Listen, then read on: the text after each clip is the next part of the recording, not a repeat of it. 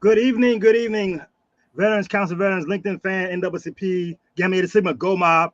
This is our honor to Black History Month, and what we're going to do for this whole month of February, we're going to actually sit there and bring some Black patriots to you to tell you what they've done, the sacrifices they've done.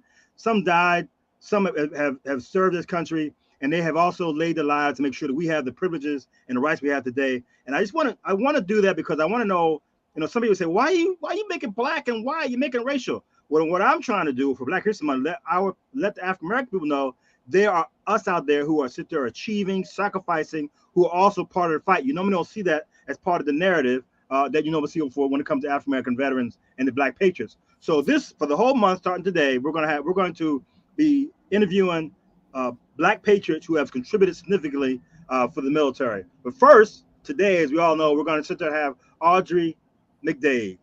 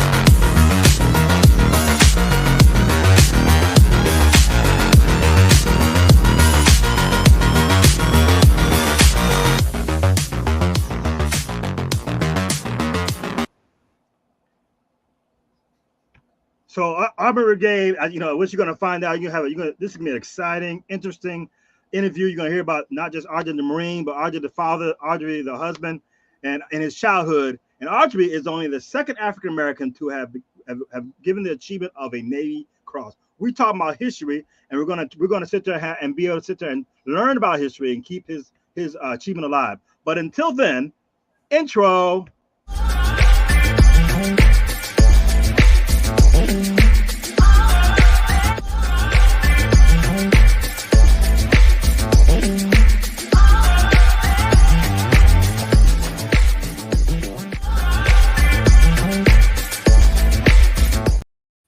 Hey, welcome to our first edition of having it's called Thank you for your service, Black Patriot. This is an opportunity for us to sit there and give honor and remembrance of African Americans who have some have died but all have sacrificed and contribute to the day's military that you don't hear much about, but you're gonna hear about it this week. That's the whole goal today. And today we're gonna have Sergeant McDade, but I want to give you a quick update of what exactly we're gonna be doing for next month.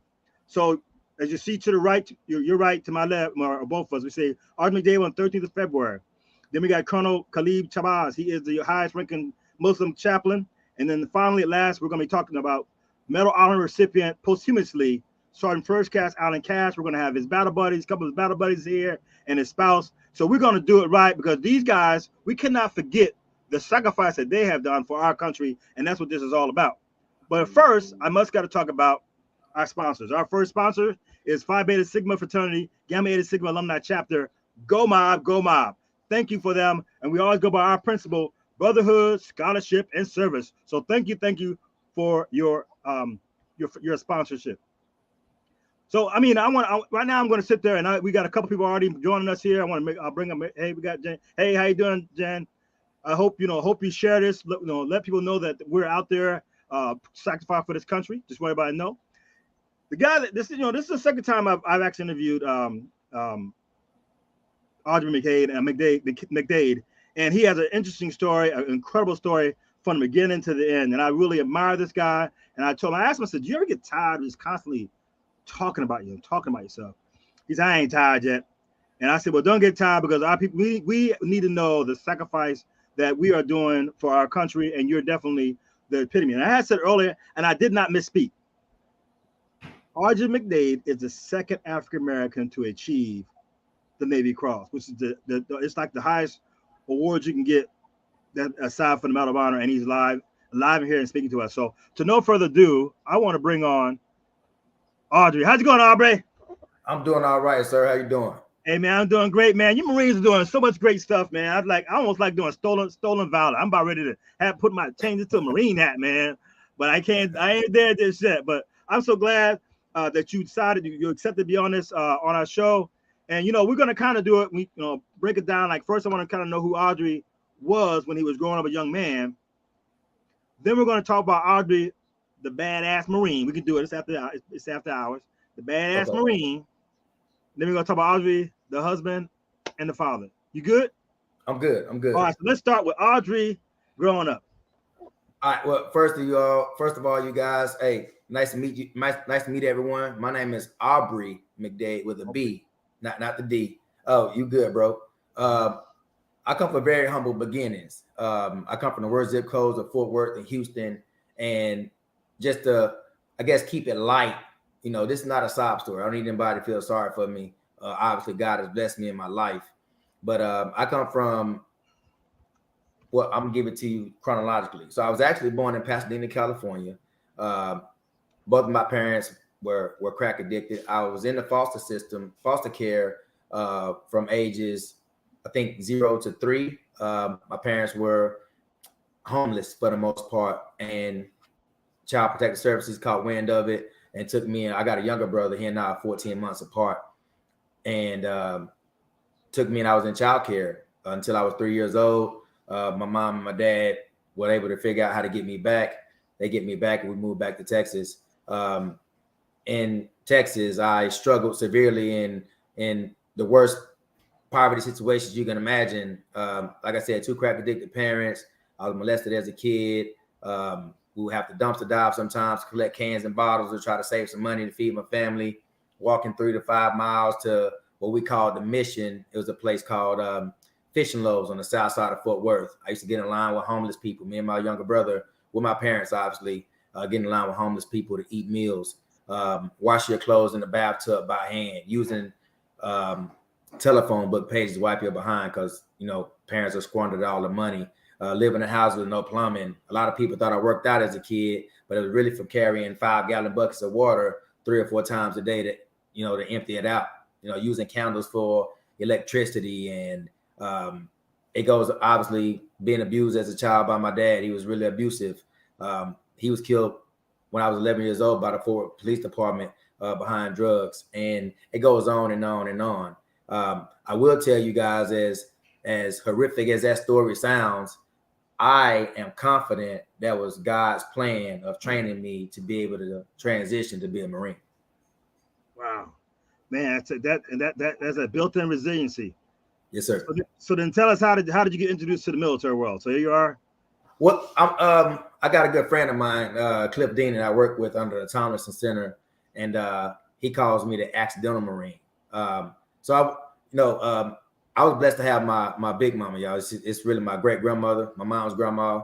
My biological grandmother passed away when my mom was a baby. So my mom's grandmother, which is my great grandmother, had to raise her, and she tells me that every saint has a past and every sinner has a future. So I'm not leading you guys to believe that I was this line walker as a kid, and I had my little mischievous ways to earn money and still do what boys do when it comes to getting in trouble and stuff. And I just keep it light that way. I was actually, my best friend, I just got off the phone with him before you and I got on the mic, Kelton Nelson. He's in the Air Force. Shout out Kelton Nelson.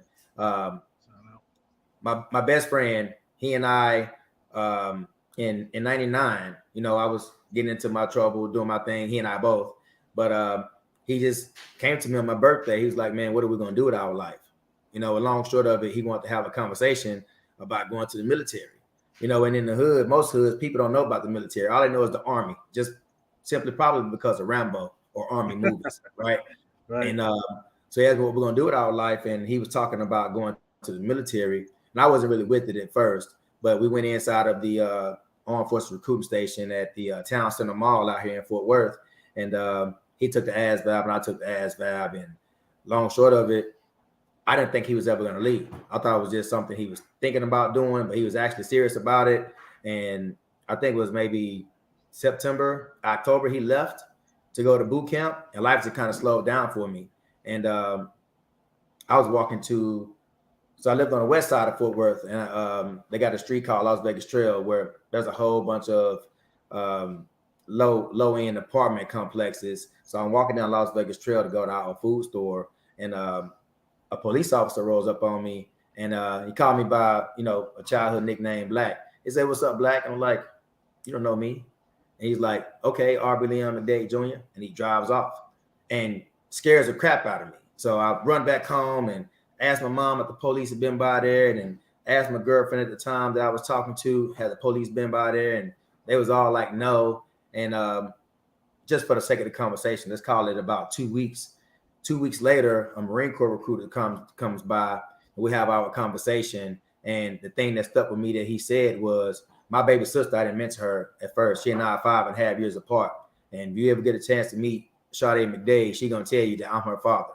You know, just due to the situation that we was in. I've been a parent since I was 6 years old for the most part. So first he comes by, he comes to our apartment complex, and I'm sitting on the porch. It's probably like maybe 8, maybe 9 o'clock in the morning. So I'm kind of sitting on the porch. He kind of got a tank top on and some basketball shorts. He rolls up in this burgundy Durango. And again, like I told you from the beginning, we didn't know much about the military at the time. So he comes up and he gets out. I'm automatically thinking he's law enforcement or something along those lines. I was like, "Hey, bro, who you looking for?" He's, "I'm looking for Aubrey McDade." "Oh, man, one of Aubrey McDade around here." "Yeah, well, this address I got for him." I said, "Well, you got the wrong address." So he hops in the vehicle and he said, "Can I leave my card with you?" Sure, he leaves the card with me. He hops in the Durango and he leaves. And again, I'm thinking it's some type of law enforcement or something like that, because this is just too close together, right? So I go back to my mom's house. "Hey, Mom, you sure nobody been by here looking for me?" And she was like, "No, nobody's been by here looking for you." Okay, so again, for the sake of the conversation, let's call it 2 weeks again. This time I'm actually leaving my mom's house, and then my gunner Sergeant Lee at the time, he's coming up to my mom's house. So as he's getting ready to knock on the door, I'm opening the door and leaving. And he's like, "Hey, I know you." I'm like, "No, man, you don't know me." So I'm trying to hop in the car and leave real fast. And so as I'm trying to get in the car, it's old Buick Skylark, don't want to start. You know, this guy's plan, I believe, doesn't want to start. That's how you do. So he's at the door talking to my mom and my sister obviously about the military. So as I finally get the car cranked, my mom was like, "Aubrey Jr., get your behind back over here." "Yes, ma'am." So I get out, come back over there, and he's talking. He said, "Okay, I see what this is." He said, "All right, well, sir, I won't waste too much of your time. I'll just leave you with this." And he said, as he was talking to me, my sister was hugging me around my waist. And again, like I said, she and I are 5.5 years apart. I'm graduated, so that puts her somewhere in maybe 6th grade, maybe 6th, 7th grade at the time. And he's like, "Hey, man, look, I want to offer you an opportunity to change your life. And if you think that this surrounding is what your baby sister deserves, then you won't call me." He said, "But if you want to provide a better life and set a better example for her, I'll see you downtown in my office." And he leaves.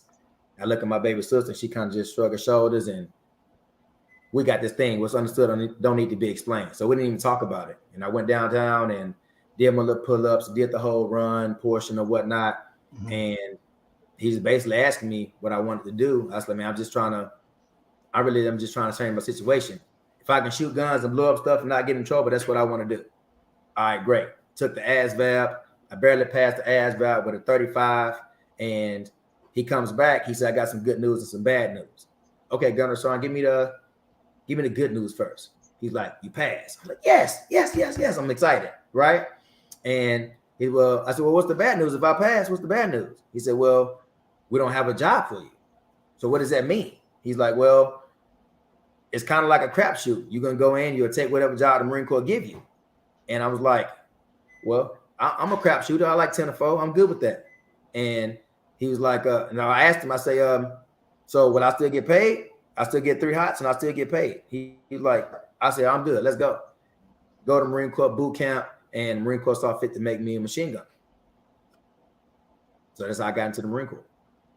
Man, that's some crazy stuff, man, especially what you've gone through. And people don't understand sometimes for a lot of African Americans, and I hate, to make it racial, but the military is that gateway out.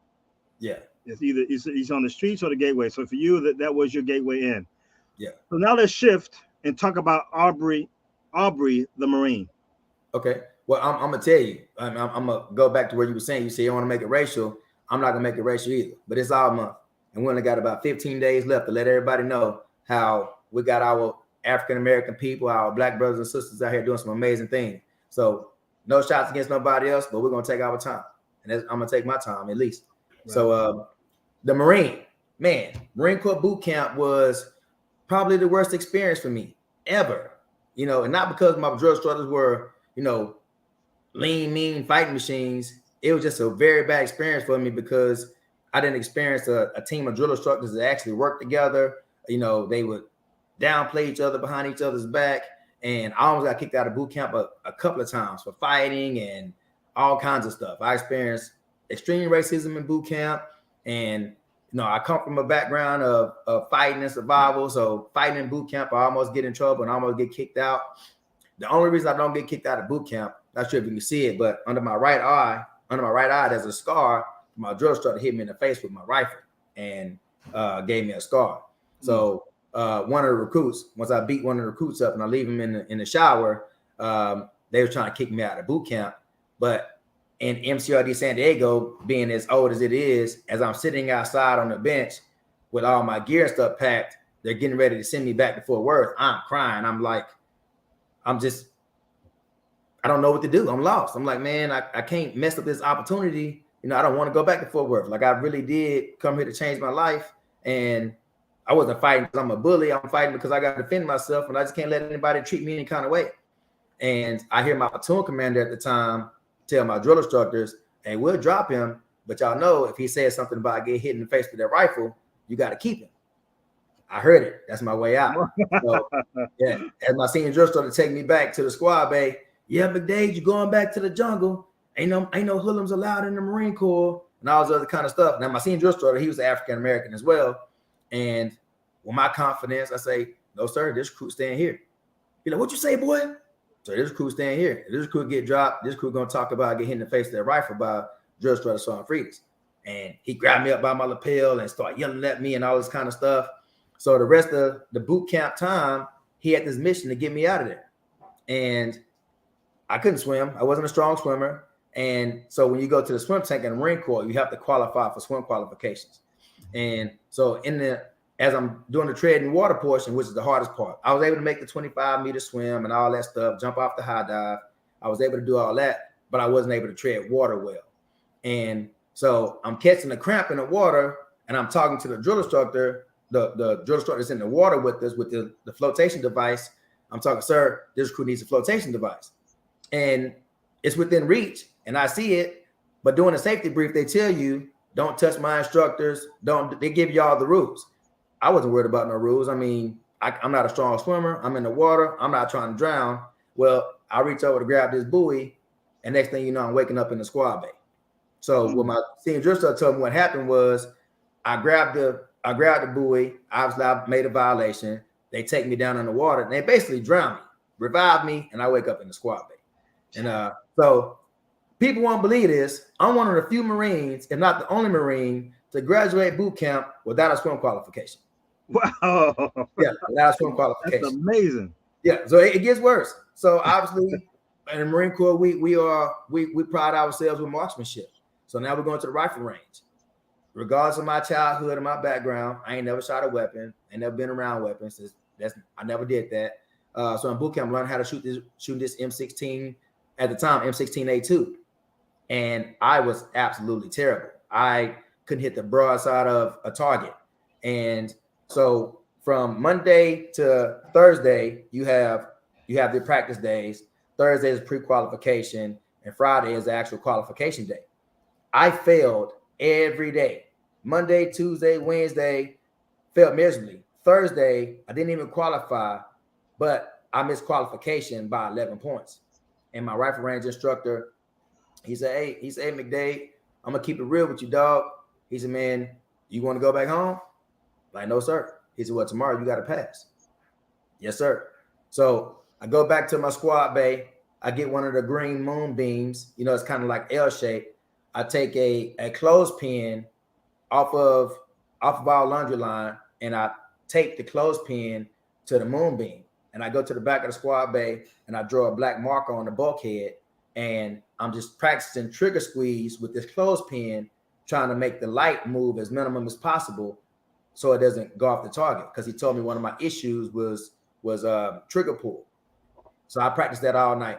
And the next day, get to the range. I prayed about it. Got to the range, seen drill instructor. He walking the line, antagonized me. Yep, McDade, going back to the jungle. Give you enough rope, you hang yourself. Don't worry about it. The Marine Corps always gets theirs, and just antagonized me, taunting me, getting in my head. And my range coach, he was like, hey, man, don't let him beat you. Don't let him beat you. Yes, sir. And for whatever reason, I was nervous, but it was a good nervous. Like, I felt prepared. Like, I put the work in. And so on the rifle range in Marine Corps boot camp, you shoot sitting, kneeling, and standing from the 200-yard line. And I did well in the sitting, did well in the kneeling. I even did well in the standing. And the senior drill instructor thought I was cheating. So after you do those 3 evolutions of slow fire, then you have rapid fire. So back in my day, you used to have to load 2 magazines of 5 rounds. You got to shoot 5 rounds, do a magazine exchange. You got to secure the empty magazine, reload the full magazine, send the boat forward, and finish engaging the target. Well, and also you got to do it while maintaining safety and staying safe. So I do my 5 rounds, and I'm so nervous because I'm trying to hurry up and because you only get a minute to do it, trying to make sure I make my time. I accidentally fling my magazine out of my reach. So I put my weapon on safe, close the ejection port cover, keep my weapon pointed down range. I get up, get my magazine, secure the magazine, load the full magazine, rack the boat back, send the boat forward, engage the target, take 1 big breath, and let off all 5 rounds. My last round went off, then they ceased fire. I thought for sure I failed. I shot what's called a possible. A possible means I got all of 10 bullets, I got them all in the target. Senior drill instructor, he was back there. He was upset, slammed his cover on the deck. Check the pitch. Somebody must be cheating. Somebody must be cheating. He thought maybe one of my recruit brothers were down there trying to help me or something. It wasn't. I put the work in. I think it was God's plan for me to make it. So in either long short of it, I went from failing Monday to Thursday, and I shot expert on qual day. Son of a gun. Yeah. Man, and I want to get to what the things you did to be, like you see on your thing, to be the second African American to have been awarded the Navy Cross. That's an amazing thing. But I want to first bring in our sponsors, and then we're going to come back and we're going to talk about what you did to earn that highly coveted medal. So 1 second, me. So now I want to thank our other sponsors, St. Pete Branch 5130 and NAACP, who, and I tell you, the NAACP and veterans have had a history that's gone way back when the Thorough Group March was going on. And so they are sponsoring because they think it's important that we understand the sacrifices that African Americans have made to make this country great, and to also the rights that we experience today was because of it's literally everybody. But for Black History Month, we just want to highlight that African Americans also played a significant role when it comes to this country and the rights we have today. So once again, we want to thank our sponsors from St. Pete Branch 5130 NAACP. Okay, now we're back. So now we're going to talk about what you did to get that distinguished award. I know there's something you don't think about. It's instinctive, whatever. But did you know, first of all, did you even know that you were only the second African American? No, man, you just told me that today. Because when I saw it, I was like, where's that stat coming from? Because post 9/11, I was the first. So I didn't know where the stat was coming from. But then when you explained it to me, it blew my mind. 65 years? Right. Dory Miller being the first, was it 1942? Yeah. And then I received my award in 2007. Yeah, it's 65 years. It blew my mind. So you're a legacy, man. And I know we're gonna get to your kids later on, but you're a legacy. And so I'm humbled the fact that I get to sit here and speak before you. But take us to that. I know you do something, but take us to that moment that earned you that's Navy Cross. Well, before I get to that point, I would be remiss if I didn't talk about the mindset. So graduating boot camp and graduating SOI, obviously I didn't get that that kind of esprit de corps and that kind of pride from that experience. But when I landed into the Marine Corps, Bravo Company 1-8, and my first squad leader in the Marine Corps was a Lance Corporal, which is E3, Lance Corporal Anthony Romero from Guantanamo Bay. He was probably the most squared away Marine I ever met. And just his training and just how he handled me and his teachings as a man developed the mindset. And then I left him, and then my squad leader became Corporal Nicholas Pascuzzi, this Italian guy with probably the meanest attitude you ever see. And what I learned from him was you put it all on line for your Marines if they deserve it. So Anthony Romero taught me about being proficient, being consistent, and working hard. And Corporal Pascuzzi taught me about how to train your Marines hard and fair, and that if they deserve it, you'd be willing to put it all on the line for them. So that's a mindset that I had when it comes to taking care of my Marines, training my Marines, and being that example. And last but not least, now Chief Warrant Officer 4, Eric Brown, at the time was Staff Sergeant Brown and Gunner Sergeant Brown. When he and I served together, he was just this Wolverine-like guy, about 5'7", hard as woodpecker lips, like he's a Tasmanian devil from West Virginia. And it was all about innovative training. It was all about trying to think about what could the enemy possibly do, and let's train to that standard. All of our training was harder than any combat experience I've ever had, even Fallujah. The only thing that made Fallujah harder than our training was there was real blood and real life loss. But other than that, we trained hard to prepare for that fight. So with that being said, I'm gonna say this: we were doing a tank integration training, and it came up that one of our Marines was down doing training. And Staff Sergeant Brown, like I said, 5'7", maybe 165, 170 pounds, picked up a Marine with all of his gear. I mean, now I was stronger than him at the time, not that it was a competition, but to see him with that tenacity and that kind of gut and grit to pick a Marine up with all his gear, it was impressive. But if I didn't see that, I don't know that I would have had the ability to do what I did in actual live combat, because I seen him do it. And I was like, he picked him up. I'm pretty sure I could pick him up, but we still got to move him. Light bulb, right? So we fast forward. Now we're into combat, and it was still a surreal moment for me, man. I didn't really believe that we were really like getting ready to go here and engage with enemy combatants. I didn't want to believe it. To keep it honest with everybody, I didn't want to go, not because I was afraid, but I understand what happens in combat. This is my second combat deployment. My first one was in Mosul, Iraq. And we had lost some Marines early on before this engagement I'm about to speak about. And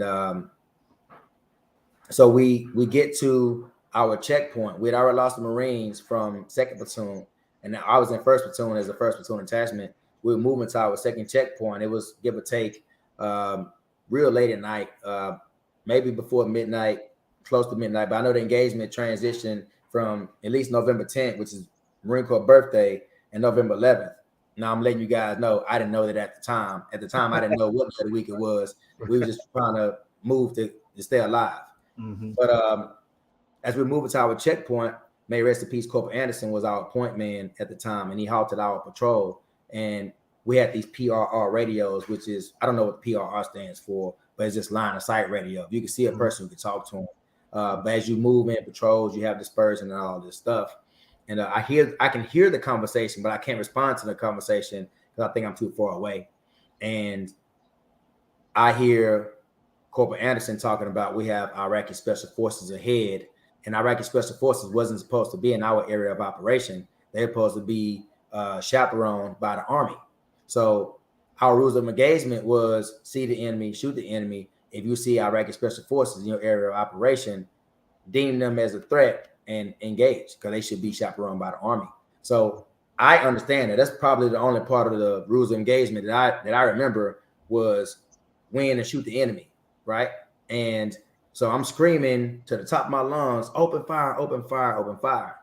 But obviously they can't hear me. So Corporal Rose at the time was, my second in command for my machine gun team. He took control of the machine gun team, put them in avenues of approach.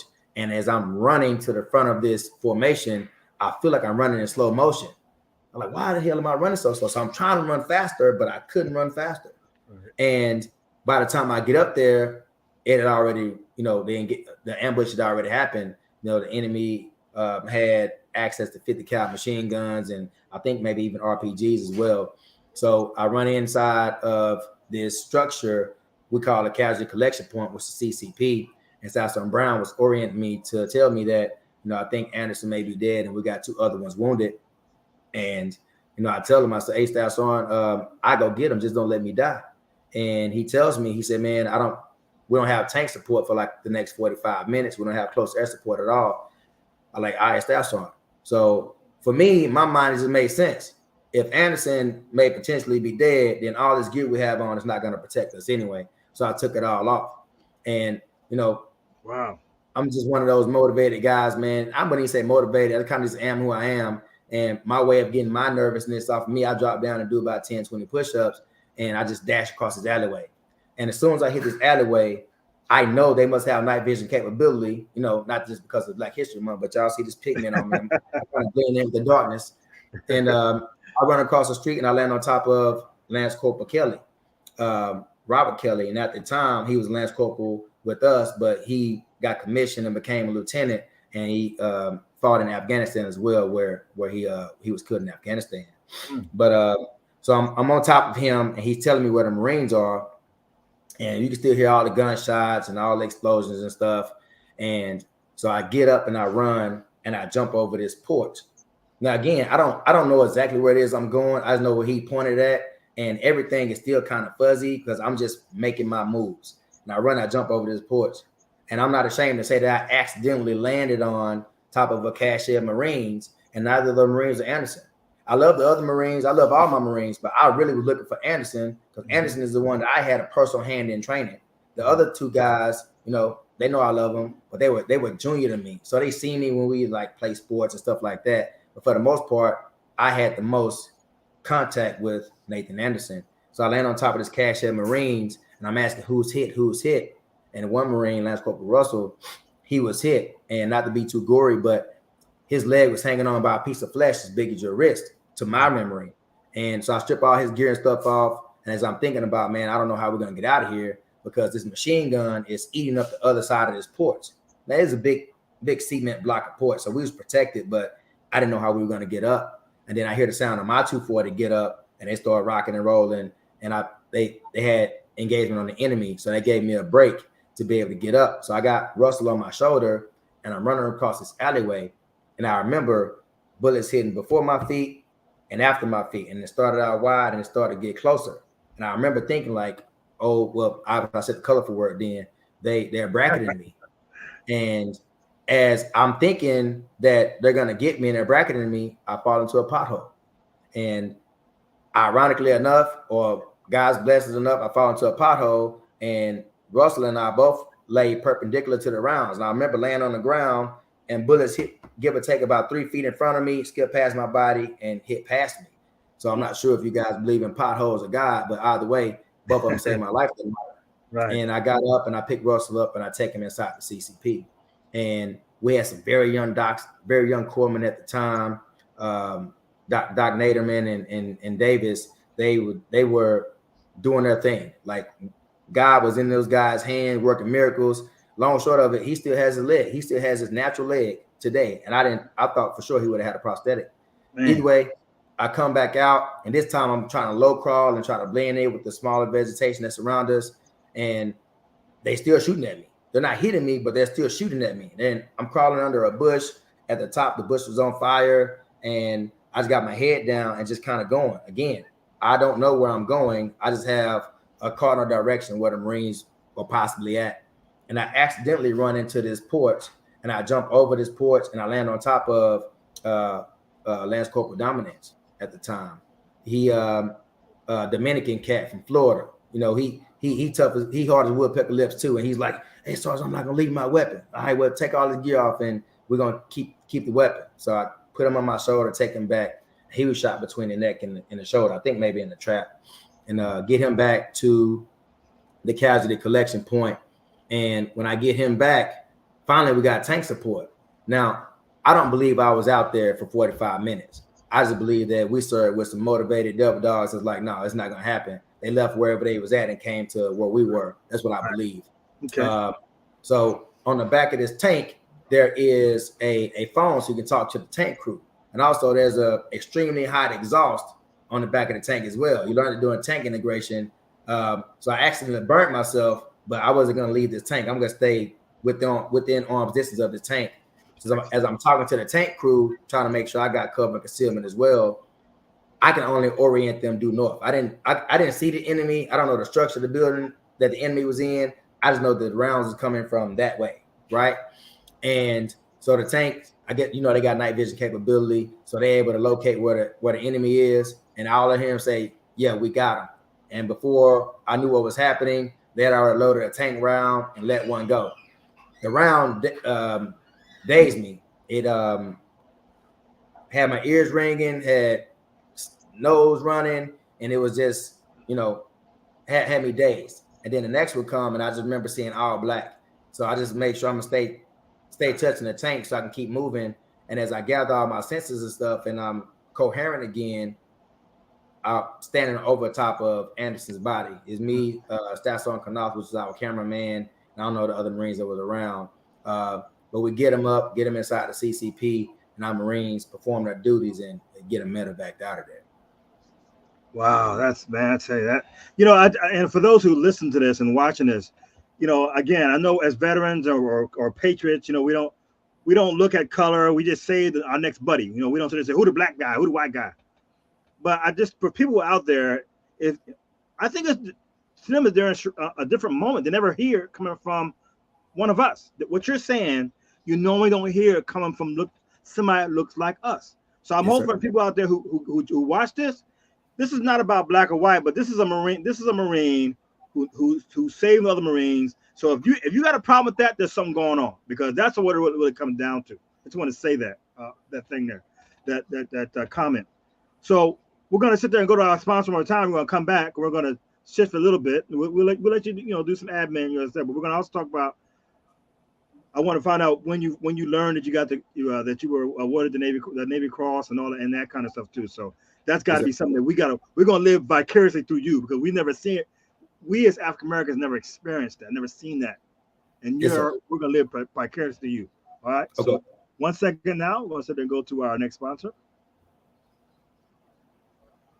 Okay, our third sponsor for this is Veterans Council of Veterans. Veterans Council of Veterans, our mission is to prevent veteran suicide, advocate for military sexual assault survivors, advocate for the families of veterans for mental wellness, and also connect veterans to veterans who are counselors. But with this episode we're proud of is the DEI, the diversity, equity, and inclusion. We don't just talk it, we walk it. And that's why you're seeing something like this, and we're glad to be part of this, because this is just showing how it's all of us. That's why America is as strong as it is today, and that's what you're seeing today. So I want to sit there and thank you, Veterans Council of Veterans, for sponsoring this event. All right, now it's time to get back, man. Okay, so you kind of walk through that hair-raising experience, and I know it sucked seeing Anderson. Like you said, your mind, it was Anderson. Everybody else was kind of like shadow figures, but it was Anderson that was the one you were focused on. So now get us to the point now, as you're getting back and what you went through when somebody said, hey, we want to award you, we want to put you in for the Navy Cross. Well, it wasn't really like that, man. My first honor at the time, I told them, and everybody was proud of me and all that stuff. And it was one of the things I was like, man, I want to leave that here. Let's leave Fallujah and everything that comes with it. Let's leave it here. So when we get back to the battalion, no one is talking about it. No one is saying anything to me about it. Now, obviously, I got the respect of my Marines, but I had that kind of respect before I left.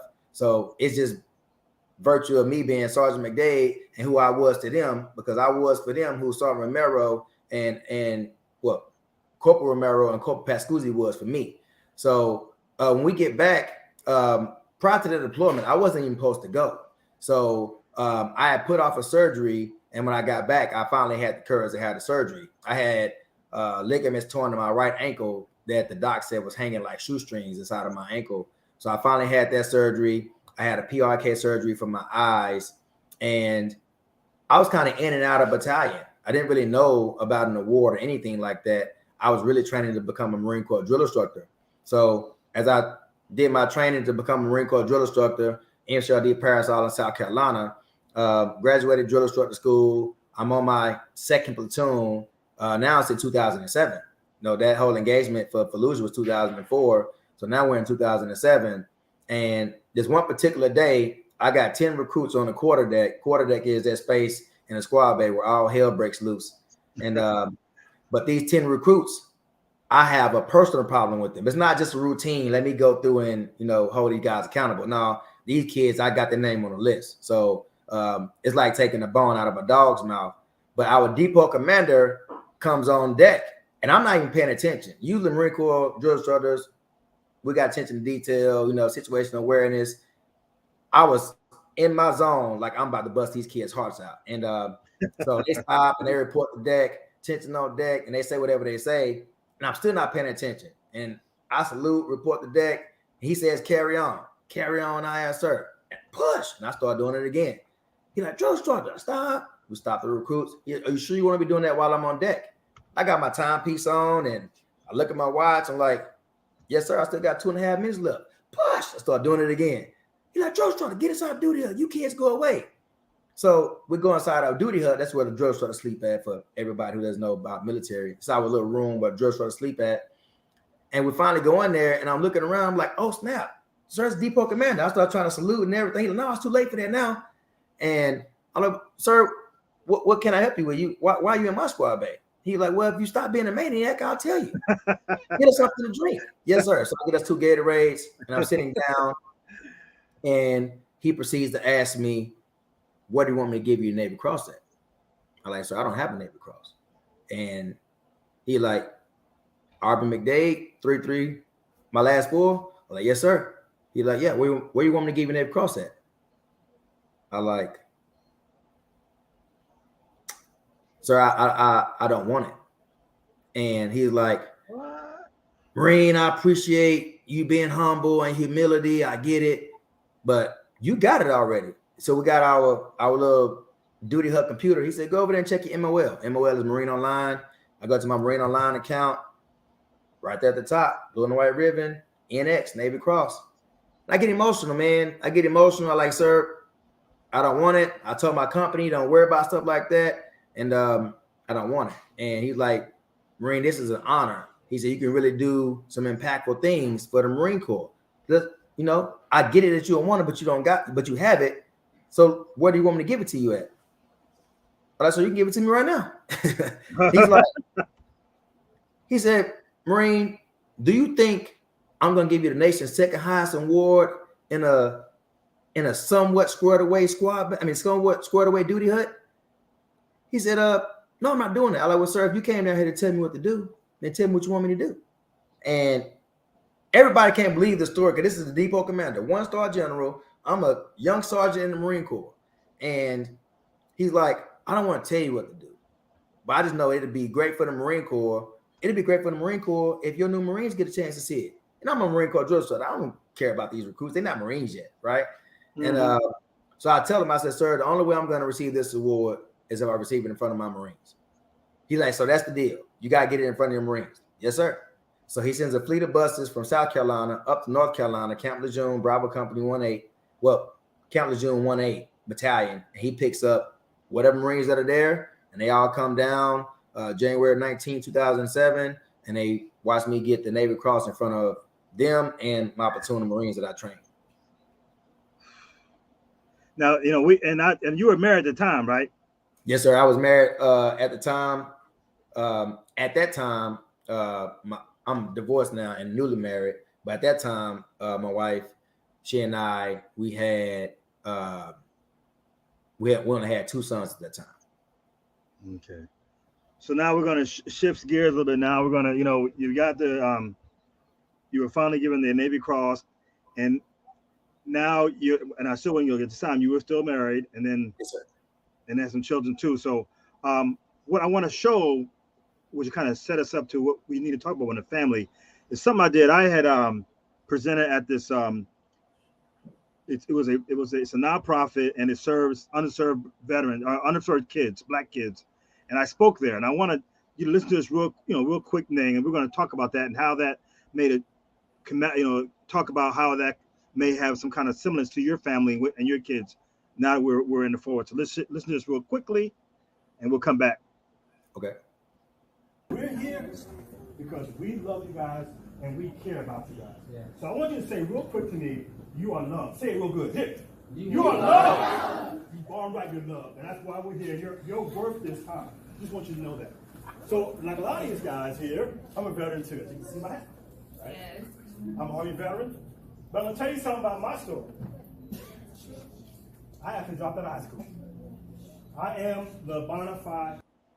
Okay, so this is not all about me, but one of the things that I really wanted to get across from that particular, when I spoke to the group of kids, is that, of all the negativity we see when it comes to on TV, instead of it comes to us, negativity.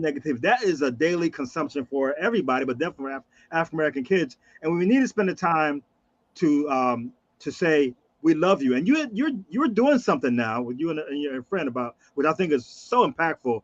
But let's talk about a little bit about how this affects your kids, but talk about how that can motivate you to really do some great work within our community. Yes, sir. And I apologize, I misspoke. I had 4 sons at the time. I had 4 sons at the time. Okay. And my friend that you just spoke about, he told me if it comes to my heart to talk about it, to talk about it. So Antoine Stewart out of Houston, Texas, we're about to talk about it. So he and I got together and we came up with this idea about starting an initiative to address young men and women under the ages of 21 that are without a father, and young men and women under the age of 21 that are in the foster care. I was in both foster care and grew up without a father. So he also comes from very humble beginnings in Houston as well. And he's a pastor. So I just think that, with God's blessing, using him to speak and the things that God has brought me through, we can definitely make some great impact with these young men and women throughout the nation. And he and I have a board of veterans and family that all have experienced this in one way, shape, form, or fashion. So I think we're going to do some good things once we get the foundation laid out. Great. And so, I hopefully later on, whatever help you, let me know. People out there you want to help out, because I think that's really this marching and all of the kind of stuff. That's all good, but unless we in them kids' lives, is there? It's just we just it's transaction. We just checking the block. Yeah, so, and we got to stop talking so much. Huh? We got to stop talking so much. We do a lot of talking, not enough action. Like if you have a good conversation, but the young men and women aren't being developed to be critical thinkers and have self-efficacy and actually take some action, then it's just a good conversation. We gotta employ these young men and women, let them know this is what you can do, and how you be able to accomplish that is by being men and women of service. Once you understand how to serve, you can understand how to grow. Right. So I applaud you for that, and please let me know if you're helping that. That's important. Yes, so now you were married at the time, and then and then you have 4. Yes, you have 4 boys. Tell me how did that translate itself? Man, I struggled with PTSD severely, and at the time, it wasn't really recognized as one of those severe diseases. So, I did a lot of deployment. So when you come out the deployment, you connect with your wife, and chances are you're probably gonna be pregnant. So my wife and I at that time, we had 4, and for my kids, my oldest boys that were able to understand, they was extremely proud. My second oldest son, he's in the Air Force. When he was in the 6th grade, he was in 6th grade at the time. He actually went to school and did a report on it. I knew nothing about a Wikipedia page at the time, so he's the first one to ever tell me, "Hey, Dad, you got a Wikipedia page?" And he did this report on me and stuff. For me, it's iconic because not only am I the chain breaker for my family, I'm the first person in my family to graduate high school, but now it says a precedence for them of the expectation and the standard. When you're talking about Black History Month, you got to think about all the sacrifices that were made for us to even be able to do and enjoy some of the things that we're able to do and enjoy today. So for my kids, I want to make sure that they understand that, Yeah, I had mama, I had a big mama, and I had our ancestors who made that sacrifice for us. And every day is a mission for me to make sure I pay it back and make them proud of us. So I tell my kids the same thing. And you owe it to yourself, you owe it to your name, and you owe it to the people who made the sacrifice for you. So the four boys, and then I know that, and now you mentioned, and of course, being veterans counts veteran. PTSD is no joke, and I tell a lot of people that if we don't provide services for the families, it becomes generational, right? Yes, sir. That if a soldier, airman, any military service member have been diagnosed with PTSD, and you don't provide services for the families, then you've just let a generational trauma continue on. So have you done anything that to make sure that your kid's okay and your wife's or anything? Just let us know. Yes, sir. I had to go through what I had to go through at first. I had a time to where I tried to hurt myself as well, and I'm just keeping it light because I don't want you guys to be sad. But I had that moment when I just couldn't get the noise to turn down. It was just like constant combat and noise and explosions and blood and everything in my mind. I couldn't shut it off. And in 2007, I tried to run my Cadillac off Ladies Island Bridge. Oh. Luckily, I had an old beat up Cadillac, and the bridge was strong here. It was one of the things that gave me the ownership for God brought you through something. You ain't taking the easy way out. You owe it to yourself. You owe it to your family. And I just messed up my axle and had to get it fixed, but it wasn't a big deal. And from there is one of the things I continue to have to work on myself first. So once I got through therapy, I did therapy for 3 years, 4 months, 3 days a week group, twice a month with my therapist individually. I even went to the alcohol groups. I wasn't an alcoholic, but alcoholism and PTSD runs parallel. So today, I'm newly married. My wife, Lanisha McDade, she and I have been together for 3 years, been married for 2. She and I together have 2 kids, but we got a blended family. I have a total of 10. So between my ex-wife and my wife now, 8 sons, 2 daughters. Yep, the baby girls are at the bottom, and they are well protected by the Marine daddy and well-trained brothers that she has. Roger. Yep, and my baby girl. Go ahead. Your baby girl, 2 years old. She was born on Christmas 2020. So wow, you got young babies, man. You both. Well, no, she's younger. She's 2, and then after that is 13. So I got 2 13s, and I have a 14, 2 15s, a 16, 19, 20, 26, and 28. Man, that's amazing stuff. And so you said you go through the PTSD. You got to find out. You don't know until you go through what you got to go through. And I definitely want to push this later on. I always felt like, and that's what I'm gonna do, veterans council, veterans, whatever. We need to give the families the counsel as well if they need it, if not. So, yes, so I want and I just want to give a couple of shout outs. And right now you see Cassandra Cruz. She's over here in Tampa. She's a retired sergeant major down here. She's a Marine. Okay. There's a whole bunch of Marines I know down here, boy. I tell them, I'm feeling that stolen power. The stolen valor, man, but become a Marine. Go see a different hat up here. But she's a great trooper, sergeant major and stuff like that, and some more of the Jefferson Philippines. I know a lot of Marines that I'm sure they're proud of you and they get a chance to watch this. But I just want to shout her out since they're trying to create a. Go ahead. I was saying hoorah to it. Yeah, to say yep, and they're trying to create a. Have you heard of the Mother Point Marines? Man, I've been trying to get a point. I've been trying to become a part of Mumford Point since 2007. And I got in trouble on Paris Island. And because I was Navy Cross recipient and all this other kind of stuff, everybody was protecting their career. I had an invitation to be a Mumford Point Marine. Sergeant Major Adam Charles Terry at the time was hooking it up for me. And the Marine Corps just kind of buried me on Paris Island until I got orders of 29 Palms. So that's definitely on the ticket for me because Mark Johnson is probably one of my favorite Marines. So okay, all right. So we're gonna try. I'm about making it happen. I don't want people just dragging it. So we're gonna try because the 1 Point Marines. You always hear about the Tuskegee Airmen and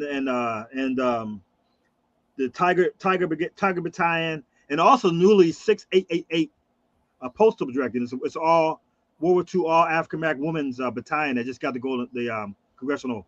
But so we're gonna have to do something about that with the help everybody's out here to make sure we have a chapter so we can keep their memories alive. If not, we're gonna forget about them. Yes, sir. So I just want to make sure I bring it up. So we got like another 5 minutes. Anything you want to add that we may have forgotten, or you think is important? If you want to talk about your nonprofit or whatever, we got the floor is yours, my man. No, I think I've done enough talking about me. For anybody who's listening, I need us to understand that we're not here by accident. We're not here by coincidence. And we got to make sure we keep that in the back of our mind and be intentional with the things that we're doing in our lives today. I haven't been no saint, but I put the work in every day to make sure that I serve. I put the work in every day to make sure I'm the example. I put the work in every day to make sure I'm not embarrassing my family or my people. And regardless of the ugly things and horrific things we've gone through, like the ma'am just said, when we show up, we make a difference. I need us to show up. We got to show up. We struggling through some stuff. I get it. But together, it's always us, never them. Always us, never them. That simply means that if we keep on individualizing ourselves and being isolated, we're going to continue to be in a stagnant position. We need to lock arms. It ain't about who's right, who's wrong, who's in charge. It's about us being together. And our people back in the day was together. That's why we was able to be here today to do what we're trying to do. So let's come together. I need y'all. We need each other. These babies need us. The future of this country needs us. We built this place. The United States of America is us. We are America. I don't care who don't like it. I'm not trying to argue with nobody. I'm not seeking approval. I'm just letting y'all know that's who we are. We are America. So we need to come together. We need to stop whatever it is we got going on, and we just need to serve. We need to serve and volunteer to support each other, to bring us all together. And again, like Tony said, this ain't a racial thing. We need y'all too. We need everybody. But for us, with this blessing as a pigment we got in our skin, we got to lock arms. We got to start making excuses. You can make excuses. You can make results. I choose results. Well, you know what? You got a guy on your team. And I endorse everything you said. And again, it's not about race, but at the same time, I'm tired of seeing people who look like me being killed and not, just negative. We have the skill set. Yes, sir. So we just need to start using it. So I applaud you. Any help you need, you let me know. Maybe I'll go up there next year for Dallas, and maybe I know you're not a Dallas fan. You said, right? You're not a Dallas fan. Man, if they get rid of Dak Prescott, man. No, you know what? I didn't know Dak Prescott was Walter Payton Man of the Year, and I respect all the things he do off the field. And I just think that the caliber of player he is, he gonna put the work in, and I hope he come back next year and show up and show out. I wasn't impressed as a football fan, but Walter Payton Man of the Year, you got to be somebody exceptional to get that award. And hats off to you, Dak. I really do appreciate your service to our community. And my wife's a big time Dallas Cowboy fan too, so happy wife. I ain't talking about the Dallas Cowboys. I don't want no smoke. We good. All right. Well, Audrey, man, I am so glad. I'm so proud. I want to keep doing this every year because you are a hero. Doesn't matter what color you are, a hero.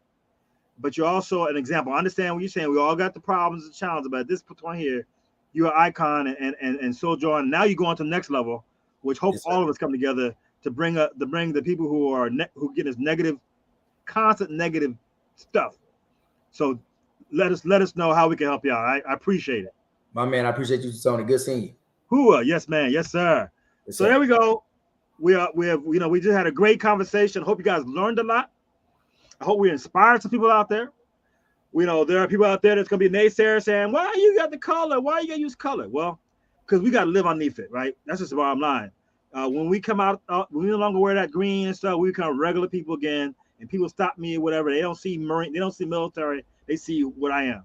And so we got to talk about, but I also want our people out there, I say we're all American, but I want the African-American kids out there to know that we are out there, we're making a difference. People like Aubrey McDade, and some others you'll see later on who have made a significant difference in sacrifices when we inspire.